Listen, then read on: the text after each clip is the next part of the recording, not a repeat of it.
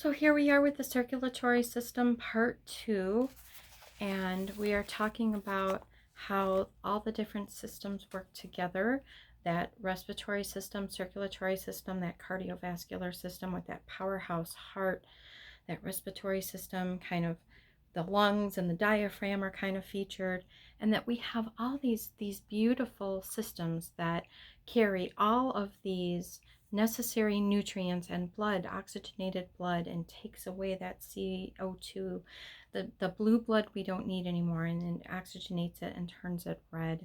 And how important that process is for all of our, not only for our life functions, but also for us to live a higher quality life. And that's really where it's at, that high quality life. So this rich blood is going from the heart to the other body tissues, and then all of those extremities. And those arteries are actually, if we get really into the physiology of the artery, there's actually 3 different layers to them. We tend to think of them as one layer, but just like the skin, they have multiple. That integumentary system, it has multiple layers. Who knew? But all of these, they are arteries, capillaries, veins, are delivering that blood, taking it away, and continuing that cycle. And that's that. If you think of circulatory and circle and cycle, that really helps how it just kind of repeats over and over again, and how wonderful that it does. And of course, we know that it's very important that this works in conjunction closely with that cardiovascular system, our heart, our powerhouse. It is pumping that blood throughout. We're hearing that love dub. Maybe if we put our hand on our heart, we can feel it. Or if we get close to someone, we can actually feel their heart beating. Or maybe picking up, right? Especially if we're exercising, we feel that heart rate going, and we might feel more, we might need to breathe in more, and more inhales, more exhales, more rapidly, right? Because our system is saying we need more oxygen to fuel us so that we can do what you're demanding of us physically, to increase that stamina. So that heart piece, now we know that the heart has its own neural system, almost like our brain. I mean, it's really fascinating when you really get into all of the heart research. I know in 1991 they did a huge study about the little brain in the heart, and that the heart actually communicates more with the brain than the brain communicates with the heart. So pretty impressive, really neat stuff coming through. But we're learning more as we go on in this life, and the medical community, they're just realizing how much the human body is a marvel, but they're also realizing how much they don't know. And I know there's that program right now on HBO that talks about you know nothing.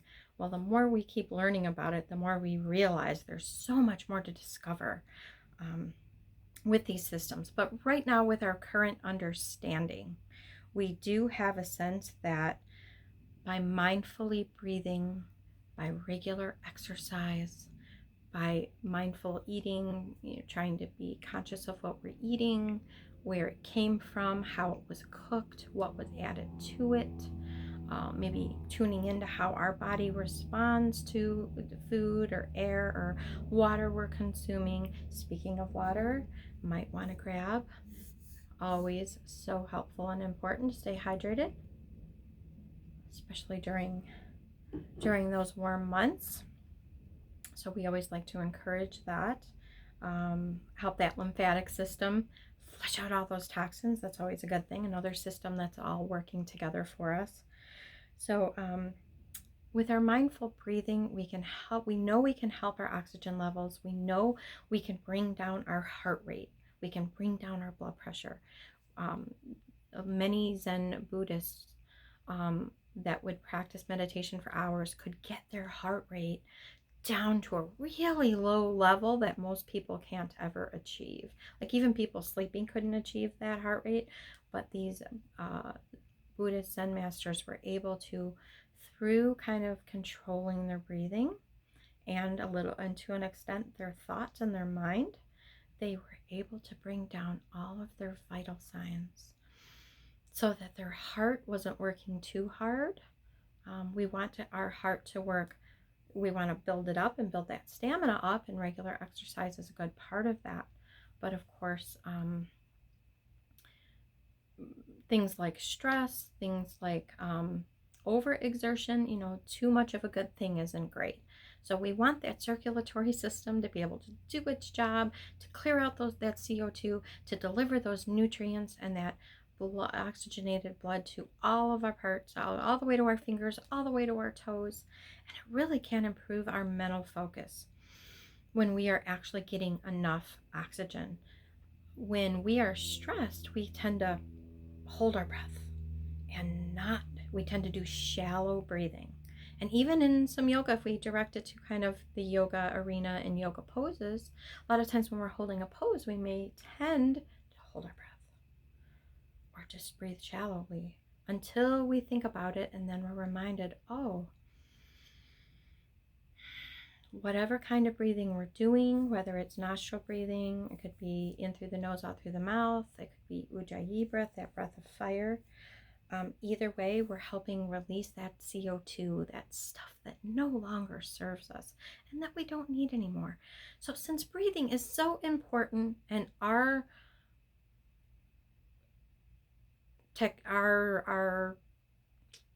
typical way of breathing, we all have kind of a default. So a lot of times when we're driving or we're concentrating, we're either not breathing or we're shallow breathing, and we're not breathing from our diaphragm, and our system is not getting all the oxygen it needs, and we might feel tired or fatigued, or like our brain isn't processing as quickly as we would like. So there's something we can do about that. So that's what I'm going to challenge you, if you have a journal, or just now at the moment, if you would like to do this exercise with me, and we're going to leave some space for you to do that and think about it, and kind of play around, be playful and play with your breathing. There's all different sorts of different prana or different breathing techniques, and that ujjayi breath, if you have ever experienced that, it's more that nasal, feel it in the back of your throat. It's that breath of fire. It's a little more of a constricted breathing, and it tends to make a sound. So especially if you're alone, that sound, if you get comfortable making it alone, then even if you're in public, you don't mind so much. So I'm going to challenge you right now to focus on your breathing and to just ask yourself with no judgment, is my breathing shallow or is it deep? Am I bringing all this oxygen to my respiratory system, to my lungs, to my circulatory system, reaching the heart with the deoxygenated blood, and then coming away from the heart with the oxygenated blood, turning from that blue to green. We can visualize that.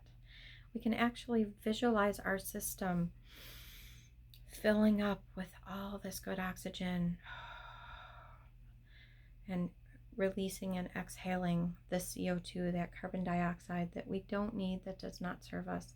And that can actually cause some different medical conditions if we have a high buildup of those CO2s.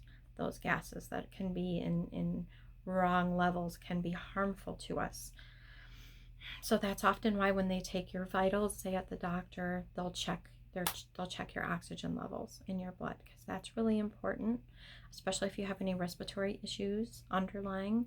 That can be really huge. But the awesome part is we can help ourselves. There are things we can do to help this wonderfully designed cardiovascular, circulatory, respiratory system. We already know they're complex systems that work together in a beautiful way, but then they work together in a beautiful way as well. They all need to do their individual parts, and then they come together in a synergistic way. So right now, we're going to take a few minutes, a few breath cycles here. We're going to think about our breath. Is it smooth? Is it kind of choppy? Is it deep? Is it shallow? Where are our shoulders? Are they all up here, all clenched? Or are they lowered from our ears? Are we kind of opening up that chest, elongating that spine, creating that spinal space that our spine needs and our central nervous system needs to do its job and its wonderful function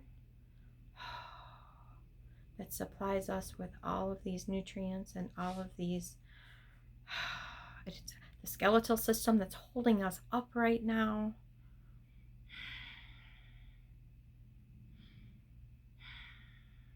So I'm hoping this time thinking about these body systems and this anatomy and physiology is reminding you that our drinking water, our breathing, our eating in a very conscious way, maybe putting down our fork between bites so we can take some breaths.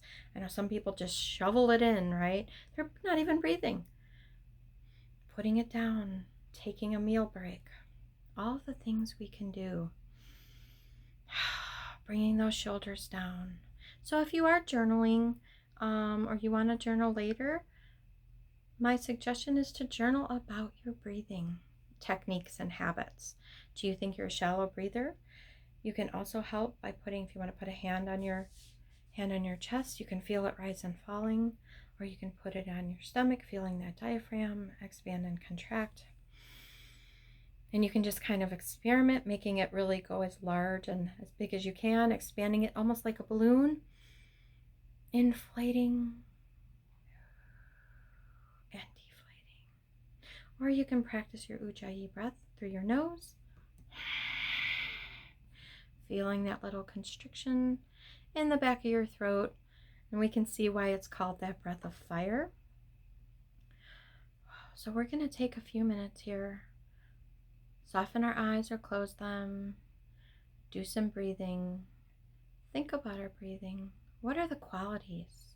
What is it like? Are we breathing through our nose and our mouth, or only our nose?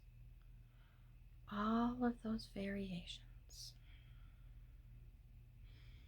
Some people like to go into a mudra or do something with their hands. Keeping that posture erect, lengthening that spine, letting those vertebrae have space. Feeling that crown just gently kind of pulled, as if an invisible string was pulling our head and our crown just a little closer to the ceiling. This is a great time to write down your thoughts, maybe about the circulatory system, maybe veins, capillaries, arteries, the heart chambers and the ventricles, how awesome that is that those all work together, how they're all interconnected. And I know I am feeling grateful for a well-functioning body, that systems are working together.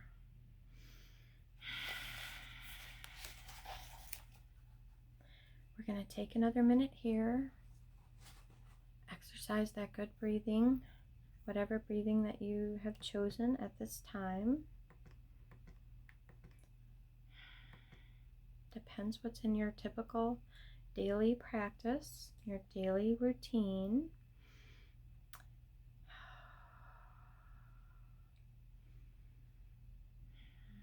Just enjoy those soft eyes.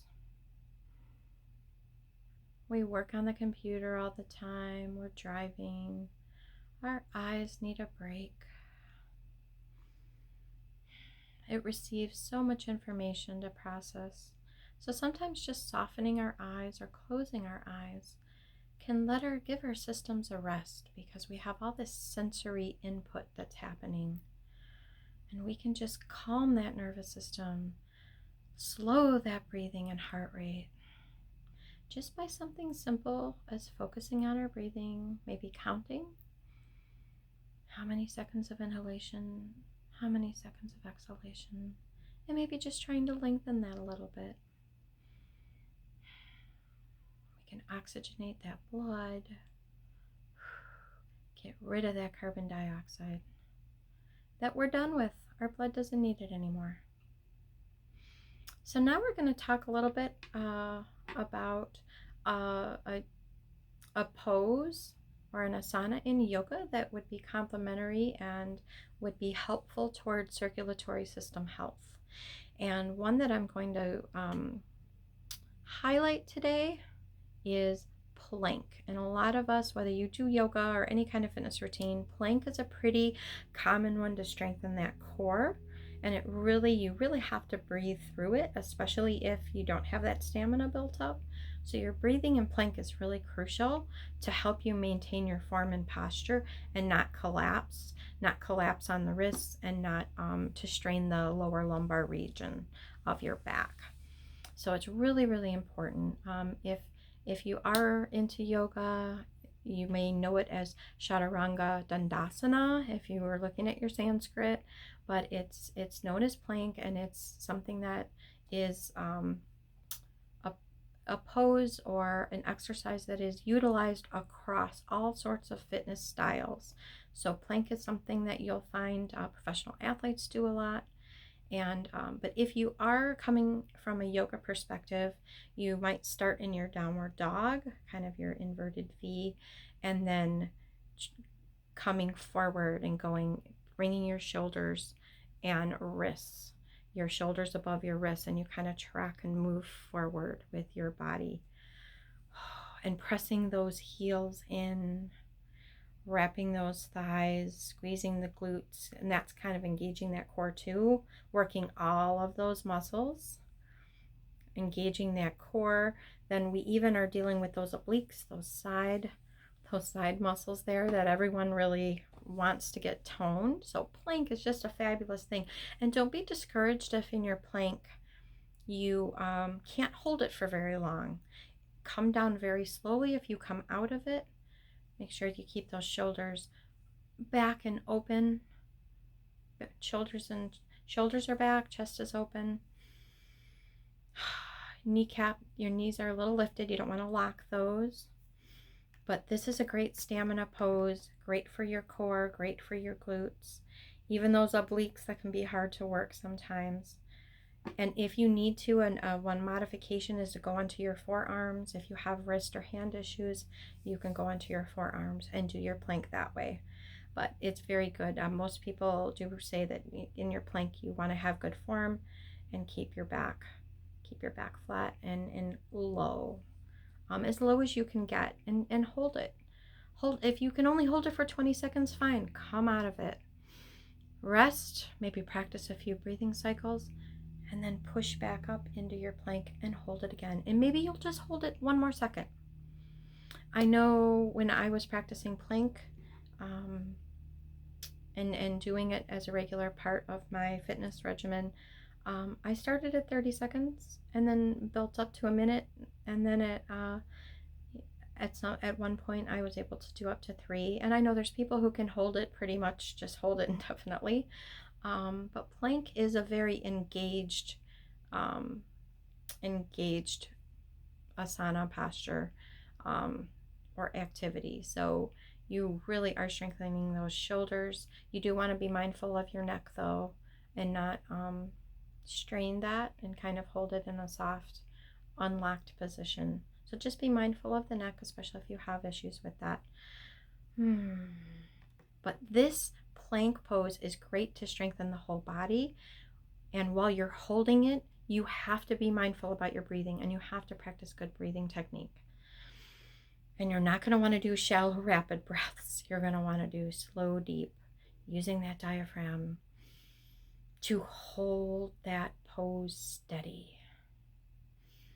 And if you need to, you can drop the knees down. If it's problematic for you to stay in the full plank, that's okay. And again, using those forearms instead of being up on the wrists and the hands is another way to go. You can still get those benefits. Your circulatory system will still thank you for all this beautiful oxygen and all this wonderful nutrients from the blood, and the release and the letting go of that CO2 that we do not need anymore. And it really can be if we're practicing plank as a way to strengthen our stamina, our cardiovascular system, our heart. Obviously, we're increasing our lung capacity, right? That's always helpful. It's clearing out maybe debris or anything that kind of shouldn't be there, that maybe environmental toxin wise. You're blowing that out. You're getting rid of that stuff that is not good for you or not helpful. And when you come very slowly, you want to come very slowly out of plank, just kind of lower yourself. Or if you're a yogi and you want to press back into, sometimes people press back into down dog and then they go back into their plank if they're doing more of a flow. So the great thing about plank is it's very helpful, and it's a great exercise for anyone, whether you practice yoga, whether you don't. If you just want to build up stamina, strengthen those bones, help your circulatory system and your heart out, and just build up that stamina so that you can do those everyday activities. You can grocery shop, you can play with your kids, you can stand all day at work without being exhausted, you can climb those stairs to the 3rd floor without getting so winded that it's embarrassing and you have to like stop midway. And that's what our fitness does for us as we learn about our body systems and we look at things like breathing and eating and exercise and how they all can contribute to our quality of life. It's all just so that our body can keep serving us in the optimal way. So let's take a breather here. Maybe set an intention, or however you want to put it, maybe a goal for the rest of your day.